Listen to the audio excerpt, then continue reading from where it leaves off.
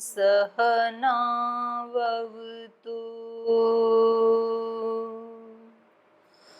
सहनौ भुनक्तु सह वीर्यं करवावहै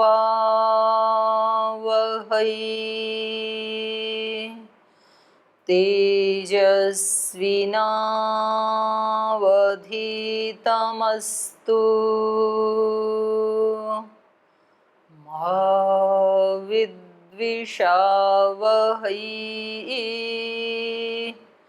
ॐ शान्ति शान्ति शान्तिः।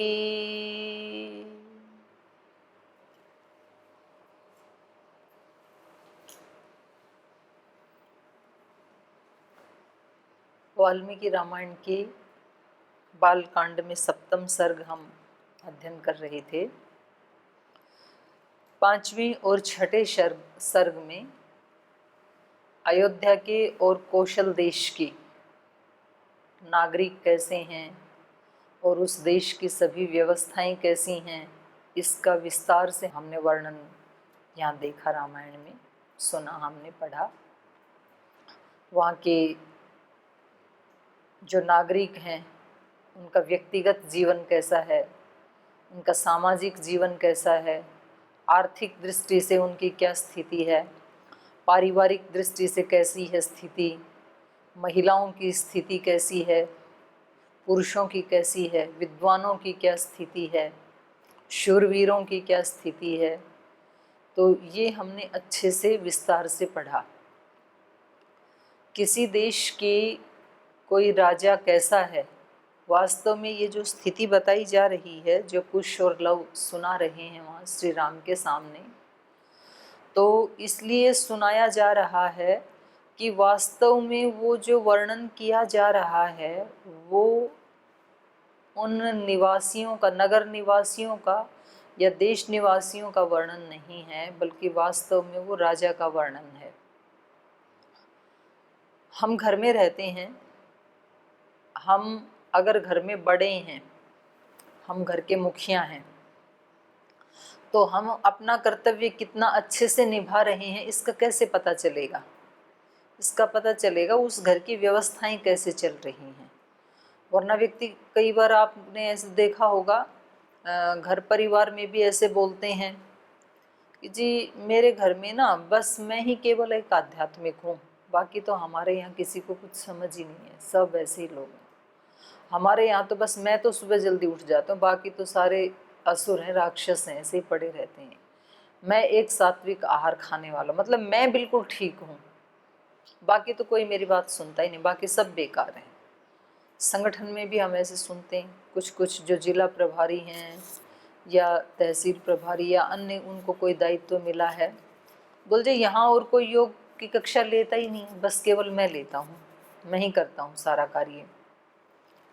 ऐसे कुछ राजनेताओं को भी सुना होगा कि जी बस मैं केवल एक बहुत अच्छा हूँ, बाकी तो हमारे इसमें जो मेरा वो कार्य क्षेत्र है उसमें सब लोग बिल्कुल बेकार हैं। तो इससे मुझे एक कहानी याद आती है। एक बार कोई व्यक्ति किसी गांव से गुजर रहा था और उस गांव के बुजुर्ग उसके बाहर बैठे हुए थे। तो वो बहुत गुस्से में था, बहुत उस तिलमिला सा रहा था, बहुत प्रतिशोध का भाव था उसके अंदर। तो उन्होंने जाके उनसे कहा कि, उनको प्रणाम किया और फिर कहा कि क्या मैं आपके गांव में कुछ दिन के लिए रुक सकता हूँ? तो उन्होंने कहा कि भाई पहले ये बताओ आप कहाँ से आए हो, क्यों आए हो, किस प्रयोजन से आए हो? तो बोल जी मैं फला फला गांव से आया हूँ। तो क्यों आ गए वहाँ से? बोल जी इसलिए आ गया कि मतलब वहाँ सब के सब लोग ना बहुत बेकार लोग हैं, बहुत बुरे लोग हैं वहाँ सब। तो ऐसे बुरे लोगों के बीच में यदि रहूँगा तो मैं भी बुरा बन जाऊँगा, तो इसलिए मैंने वो गांव ही छोड़ दिया। क्योंकि व्यक्ति को अपनी भलाई के लिए अगर पूरा गांव भी छोड़ना पड़े तो छोड़ देना चाहिए, तो इसलिए मैं वहाँ से आ गया हूँ। तो उस बुजुर्ग व्यक्ति ने कहा कि भाई फिर हमारे गांव में तो आपके लिए जगह नहीं है, हमारा गांव तो पहले ही फुल है। एक व्यक्ति के बोले कहीं तो जगह होगी, किसी घर में कोई एक मकान। बोले भाई सॉरी, हमारे यहाँ जगह नहीं है। कुछ बच्चे भी वहाँ खेल रहे थे, तो उन्होंने सुना इस बात को, वो व्यक्ति आगे निकल गया। उसके 1-2 घंटे के बाद एक कोई दूसरा व्यक्ति आया, तो उसने भी यही प्रश्न किया उस बुजुर्ग व्यक्ति से कि दादाजी क्या मैं इस गांव में कुछ दिन रह सकता हूँ। तो बच्चों को ये था कि भाई हमारे गांव में तो जगह ही नहीं है, तो इसको भी वही उत्तर मिलना है। तो वो बुजुर्ग व्यक्ति ने फिर से पूछा, भाई आप कहाँ से आए हो, किस प्रयोजन से आए हो। तो उसने कहा जी मैं तो उस गांव से आया हूँ। तो तुम क्यों आ गए भाई, वहाँ के लोग कैसे हैं।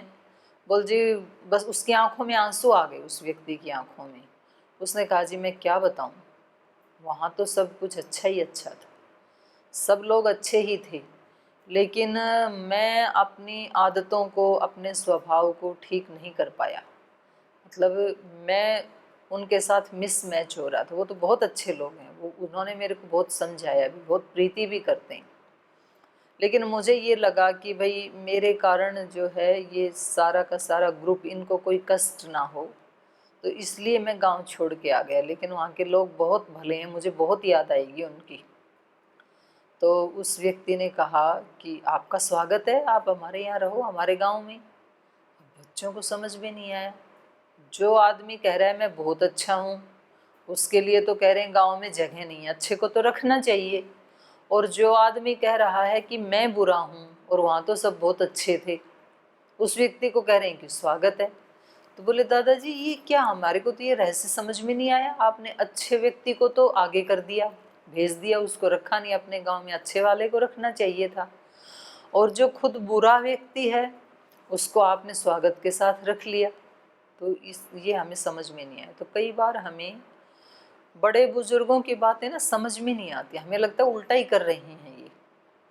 तो उस व्यक्ति ने उन बच्चों को बताया कि देखो बेटा, जिस व्यक्ति की दृष्टि होती है ना, जैसा नज़रिया होता है, वो व्यक्ति, पहले वाला जो व्यक्ति है वो अपने गांव का परिचय नहीं दे रहा था, वो अपना परिचय दे रहा था कि संसार को देखने की, गांव के लोगों को देखने की मेरी दृष्टि कैसी है। उसकी दृष्टि ठीक नहीं थी, तो वो अपने गांव को भी ऐसी दृष्टि से देखता। जिसकी आंख के ऊपर नीला चश्मा लगा है उसको सब नीला दिखेगा, काला लगा है तो काला दिखेगा, लाल लगा है तो लाल दिखेगा। तो उसकी दृष्टि जो है वो नेगेटिव थी, वो सबको बुरा बता रहा था और अपने आप को अच्छा बता रहा था। तो वो हमारे बारे में भी ऐसे, तो हमारे यहाँ पर भी एक वैमनस्य पैदा हो जाता। दूसरा जो व्यक्ति है वो उस गांव के लोगों की जो भलाई का वर्णन कर रहा है, वो उन लोगों का वर्णन नहीं कर रहा है, वो अपनी दृष्टि का वर्णन कर रहा है कि उसका देखने का नज़रिया कैसा है। जो व्यक्ति दूसरे में अच्छाई देख सकता है, इसका मतलब उसकी दृष्टि अच्छी है। तो हमारे गांव में रहेगा तो यहाँ भी कुछ ना कुछ सीखेगा, उसको यहाँ भी कुछ ना कुछ अच्छाई दिखेगी। तो ये जो वर्णन किया जा रहा है, वहाँ के नागरिक ऐसे हैं, वहाँ की महिलाएं ऐसी हैं, तो किसी घर के बारे में किसी बुजुर्ग व्यक्ति अगर वहाँ, या जो भी युवा होते हुए भी जो वहाँ का बड़ा है उस घर का, वो व्यक्ति कैसा है, उसका चरित्र कैसा है, उसके अंदर कितना धैर्य है, कितना बड़ापन है, वो कहने के लिए बड़ा है या वास्तव में बड़ा है, इसका पता कैसे लगेगा? उस घर की व्यवस्थाओं से पता लगेगा। उस घर में रहने वाले बच्चे कितने खुश हैं, उस घर में रहने वाली महिलाएं कितनी खुश हैं, उसमें रहने वाले जवान बेटे बेटियां कितने खुश हैं, उनके रिश्तेदार पड़ोसी कितने खुश हैं। तो अगर ये सब है तो इसका मतलब वास्तव में वो व्यक्ति बड़ा है। और यदि किसी बड़े व्यक्ति के रहते हुए आपस में भाई बहनों में वैमनस्य है, कोई किसी से प्रीति नहीं करता है, कोई किसी से सहारा सहयोग नहीं करता है, झगड़ा लड़ाई करते रहते हैं, एक दूसरे के प्रति मनमुटाव रहता है, तो इसका मतलब नेतृत्व अच्छा नहीं है। किसी संगठन में, किसी संस्थान में, किसी आश्रम में अगर जैसे हम यहाँ गुरुकुल में हैं और किसी गुरुकुल में रहते हुए किसी आचार्य के आचार्यत्व में रहने वाले जो विद्यार्थी हैं, छात्र हैं, वो यदि संतुष्ट नहीं है, यदि वो हमेशा प्रसन्न नहीं रहते हैं, अगर वो हमेशा डिप्रेशन में, तनाव में रहते हैं, अगर वो अपने नियमों का ठीक से पालन नहीं करते हैं तो खुश होकर के नहीं करते हैं, रोते झीकते हुए करते हैं, तो इसका मतलब है कि कहीं ना कहीं कुछ तो त्रुटि है नेतृत्व में। अब यहाँ ये सब लोग अपने अपने कार्य में इतने खुश हैं, इसका मतलब इनका नेतृत्व बहुत प्रामाणिक है, तपस्वी है। तो किसी देश की या किसी राज्य की सिचुएशन के बारे में यदि हमें जानना हो तो हमें वहाँ की सबसे पहले वहाँ की महिलाओं के बारे में जानना चाहिए। अगर वहाँ की महिलाएं संतुष्ट हैं, अगर वहाँ की महिलाएं चरित्रवती हैं, शीलवती हैं, अगर वहाँ की महिलाएं हमेशा प्रसन्न रहती हैं, तो समझ लेना कि वहाँ का नेतृत्व बहुत अच्छा है और उस देश में बहुत सुख समृद्धि मिलेगी आपको। और ये बात मैं कोई ऐसी कल्पना करके नहीं कह रही हूँ, ये बात मनु महाराज ने कही है मनुस्मृति में, यत्र नार्यस्तु पूज्यन्ते रमन्ते तत्र देवता। जहाँ नारियों की पूजा होती है, उनका सादर आदर सम्मान होता है, सत्कार होता है, जहाँ उनके शील की, उनके पवित्रता की जहाँ रक्षा की जाती है, मतलब वो रात को, आधी रात को भी अगर कहीं इधर उधर जाएं तो उनको ये भय नहीं लगता है कि कहीं कुछ गलत ना हो जाए हमारे साथ। ऐसी जहाँ स्थिति है, रमन्ते तत्र देवता, तो वहाँ दैवी शक्तियों का निवास होता है, दिव्य शक्तियाँ वहाँ पर रहती हैं। तो ऐसे ही मतलब व्यक्ति अपनी वाणी से अपनी बड़ाई करता रहता है, जी मैं तो ऐसा हूँ, मैं तो भाई आप यदि इतने अच्छे हो और सबके सब इतने बुरे हैं, तो आप कम से कम 4-5 लोगों की बुराई तो ठीक कर देते। महापुरुष तो वही होते हैं ना, जो खुद अच्छे होते हैं, फिर वो लाखों, हजारों, लाखों, करोड़ों लोगों को अच्छा बना देते हैं, तब तो उनको महापुरुष कहते हैं। और यदि वो दूसरों को तो क्रिटिसाइज ही करते रहें और अपने आप को हमेशा अपने मुख से बड़ाई करते रहें, तो ऐसे व्यक्ति को कभी भी बड़ा नहीं कहा जाता है और ऐसे व्यक्ति की प्रामाणिकता नहीं होती है। तो यहाँ पहले हमने नगर के निवासियों के बारे में सुना, अब मंत्रिमंडल कैसा है। चलो नगर के निवासी फिर भी दूर रहते हैं थोड़े से राजा से, ये तो बिल्कुल आसपास रहने वाले लोग हैं, इनकी स्थिति क्या है। जो हमारे निकट रहने वाले लोग हैं वो यदि तनाव में हैं, यदि वो नाखुश हैं, क्योंकि बाहर तो कभी कभी व्यक्ति दिखावा भी कर देता है, लेकिन उसके असली स्वरूप का पता तो तब लगता है जब हम उसके नज़दीक रहते हैं। तो यदि उसके नज़दीक रहते हुए कहीं व्यक्ति तनाव से ग्रस्त है, यदि परेशान है, यदि रोता रहता है, यदि हमेशा डिप्रेशन में रहता है, तो इसका मतलब है कि वो व्यक्ति जिसके साथ वो रह रहा है, तो कहीं ना कहीं उसको अपने अंतःकरण में, अपनी तपस्या में, अपनी पवित्रता में कहीं ना कहीं उसको जज करने की ज़रूरत है, देखने की ज़रूरत है। तो यहाँ पर मंत्रिमंडल कैसा है वो दिखा रहे हैं, राजा के आसपास रहने वाले लोग कैसे हैं वो दिखा रहे हैं। तो ये कल बताया इन्होंने, ऋत्विजौ द्वौ अभिमतौ तस्यः आस्ताम ऋषि सत्तमौ वसिष्ठो वामदेवश्च मंत्रीगणश्च तथा परे। तो कह रहे हैं इनमें ऋत्विजौ द्वौ, दो ऋत्विज हैं। ऋत्विज, ऋत कहते हैं जो सत्य, एक सत्य होता है, एक ऋत होता है। सत्य और ऋत में इतना ही अंतर है कि सत्य थोड़ा सा ऋत की बजाय सीमित होता है, ऋत थोड़ा सा व्यापक होता है। जैसे मैं ये कहूँ कि 2 कुर्सी और 2 कुर्सी, 4 कुर्सियाँ होती हैं, तो ये सत्य है, लेकिन ये केवल कुर्सी तक सीमित नहीं है। तो 2 रोटी और 2 रोटी 4 रोटियां होती हैं, कुछ भी 2 चीज़ लें हम, तो जब हम नाम लेंगे रोटी, कुर्सी, 2 बालिकाएं, 2 पुस्तकें, 2 पेन, तो ये हो गया सत्य। और जब हम ये बोलते हैं 2 और 2 4 होते हैं, इसको कहेंगे ऋत, तो वो थोड़ा सा व्यापक हो जाता है।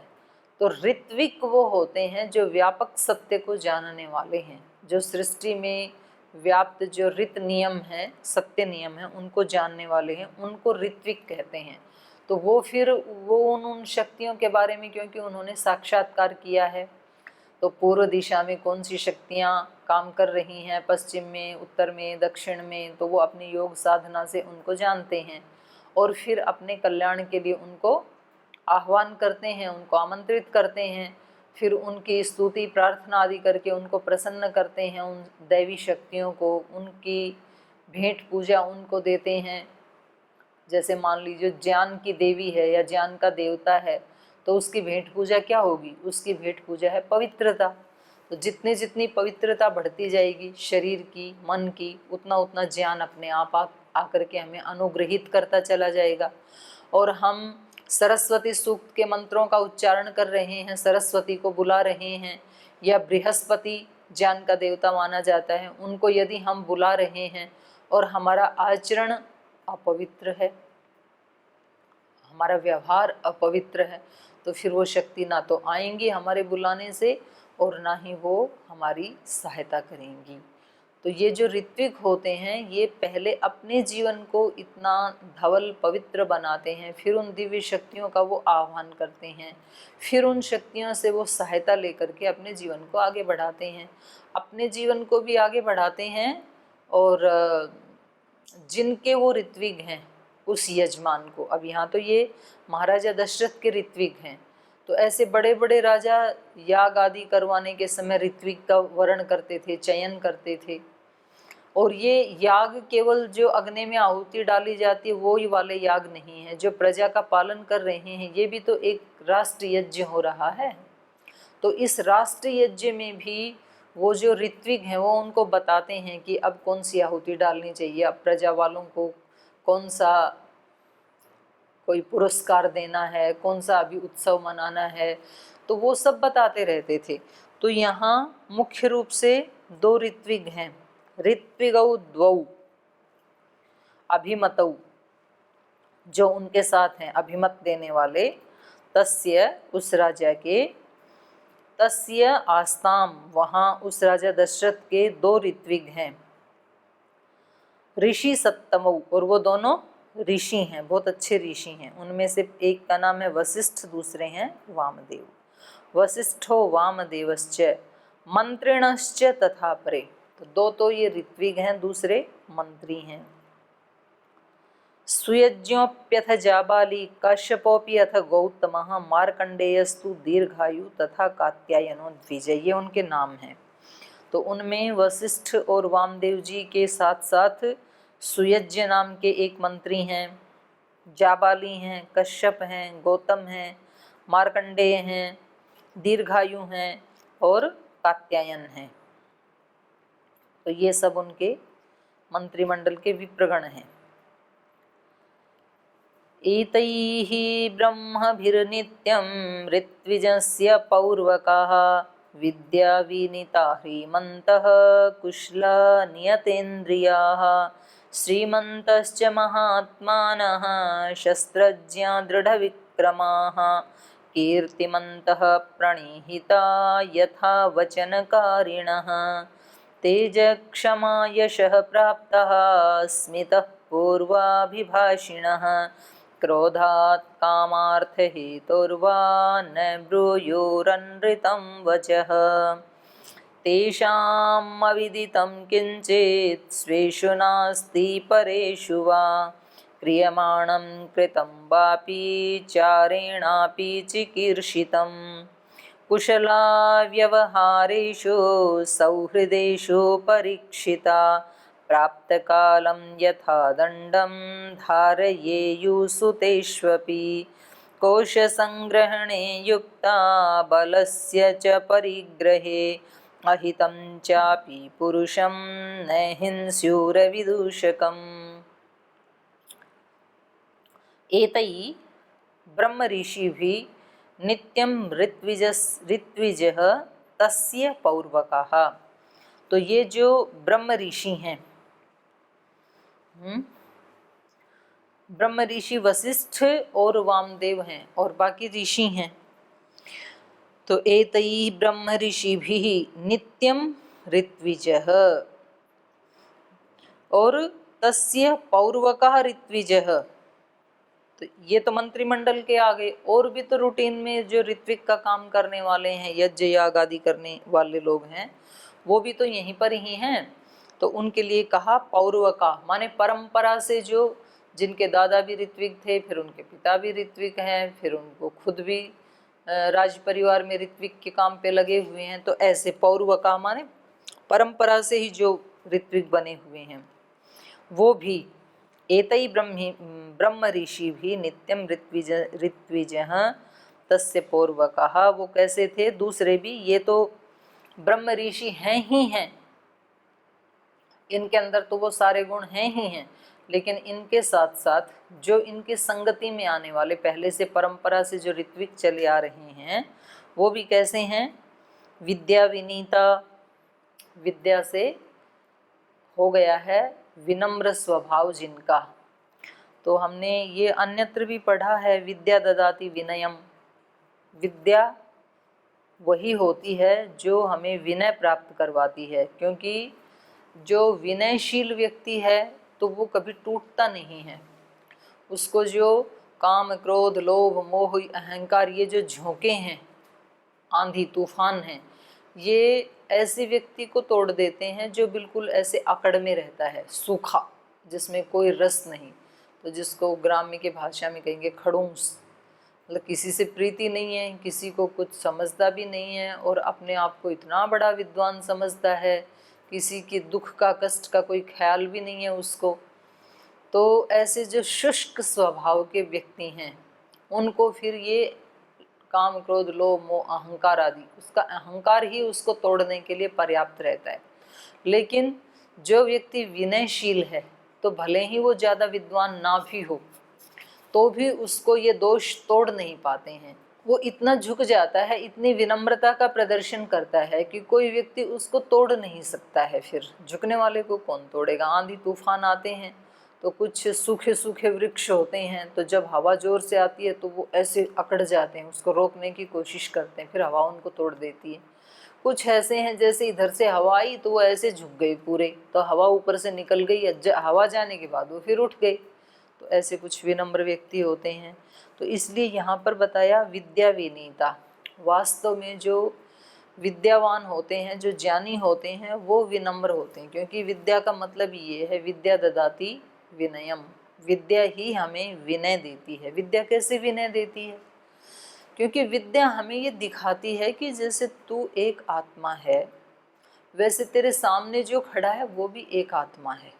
ये अलग बात है, तेरा काम पढ़ने पढ़ाने का है, उसका काम झाड़ू लगाने का है, तेरा काम उपदेश देने का है, उसका काम गार्डनिंग का है, वो माली का काम करता है, तेरा काम दूसरे लोगों को शास्त्र स्मरण करवाना है, उसका काम अपना खेती करना है, सफाई करना है, झाड़ू पोछा करना है। लेकिन जो तू है वही वो अगला भी है, वो तू उससे बड़ा नहीं है, वो तेरे से छोटा नहीं है, कोई यहाँ छोटा बड़ा नहीं है। ये हमें ज्ञान से पता लगता है। तो जब सब मेरे ही जैसे हैं तो फिर ये व्यक्ति देखता है कि देखो ये कितना अच्छा काम कर रहा है, ये वाला काम मैं तो नहीं कर सकता हूँ। तो उस अगले व्यक्ति के प्रति इसके मन में सम्मान की भावना आती है, तो उससे इसके अंदर फिर विनम्रता आती है कि मेरे अंदर कोई एक और गुण भगवान ने दिया है, अगले व्यक्ति के अंदर कोई एक और गुण दिया है भगवान ने। और हमेशा जो ज़्यादा ज्ञानी और जो ज़्यादा विद्यावान होते हैं वही लोग झुकते हैं। जिनके पास कुछ होता नहीं है ना, वो ही हमेशा अकड़ते हैं।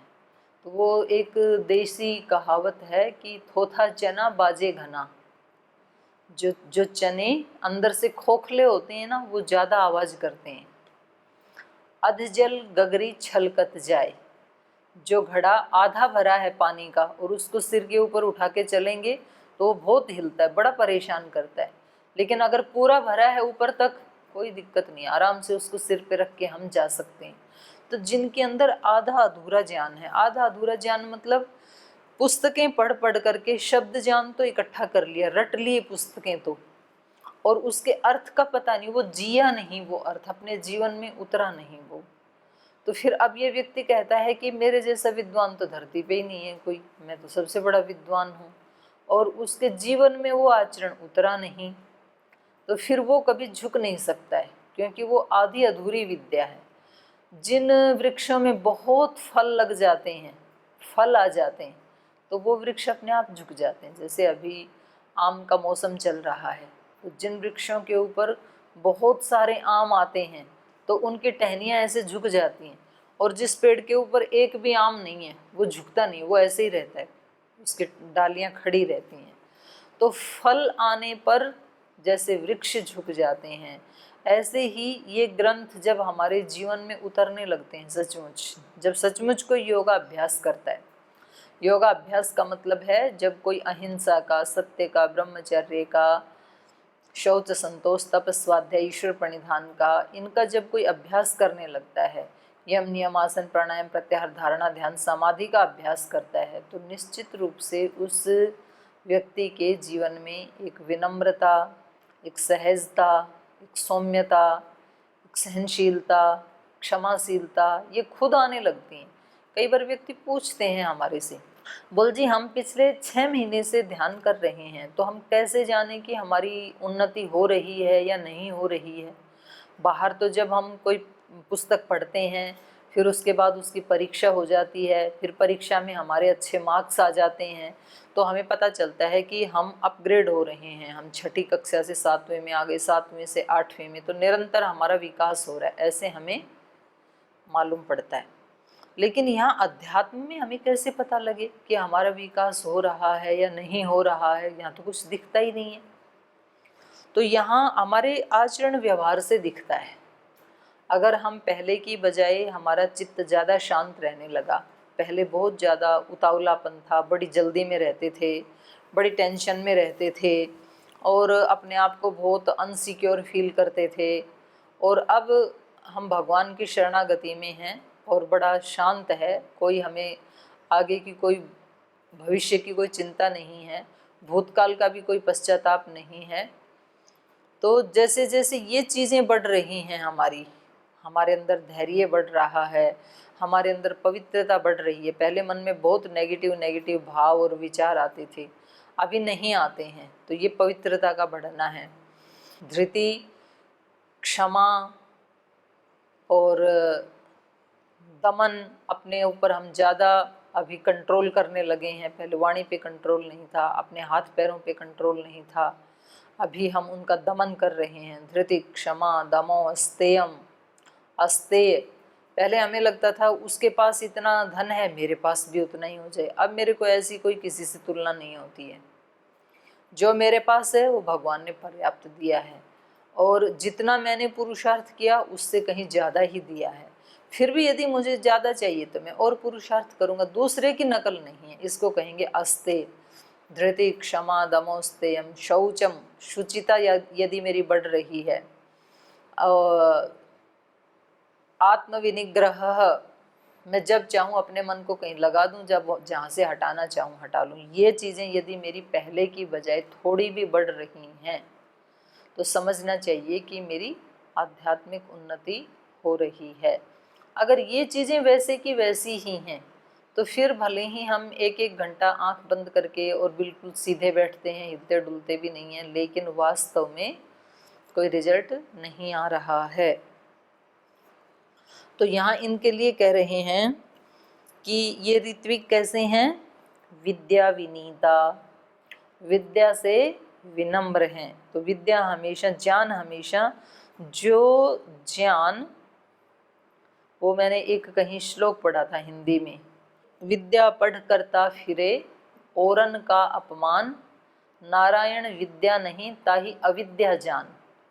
कई बार व्यक्ति बहुत पढ़ लिख के फिर दूसरों का अपमान करता है, दूसरे की खिल्ली उड़ाता है, दूसरे का उपहास करता है, तो कह रहे हैं वो विद्या नहीं है, उसको तो आप अविद्या ही जानो। विद्या तो वो है जो दूसरे व्यक्ति को भी उबार ले और उसको पता भी ना चलने दे और उसके जीवन को चेंज कर दे, उसको विद्या कहते हैं।